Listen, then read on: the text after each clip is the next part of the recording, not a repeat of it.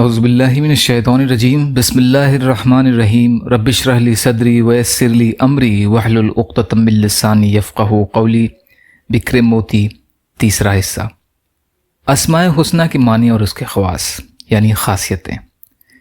الخبیر کے معنی اور اس کے خواص۔ الخبیر جل جلالہ، بڑا باخبر، ہر بات سے آگاہ۔ خواص 4 ہیں۔ پہلا، جو 7 دن متواتر اس کا ورد کرے اسے اللہ تعالیٰ کی طرف سے روحانیت نصیب ہوتی ہے جو مطلوبہ امور میں اس کی رہنمائی کرتی ہے۔ دوسرا، جو نفس امارہ کے ہاتھ گرفتار ہو وہ کثرت سے اس کا ورد کرے انشاءاللہ نجات پائے گا۔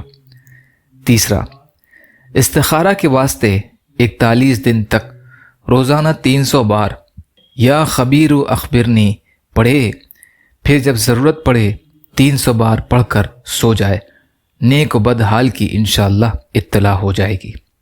چوتھا، جو کسی موذی کے پنجے میں گرفتار ہو وہ اس اسم کو بکثرت پڑھے انشاءاللہ خلاصی نصیب ہوگی۔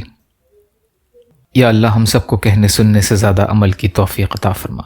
یا اللہ مظلوم فلسطینیوں کی، کشمیریوں کی، روہنگیا مسلمانوں کی اور مسلمان جہاں بھی پریشان حال ہیں، ظالموں کے ظلم کا شکار ہیں، آپ ان کی بھرپور مدد فرمائیے۔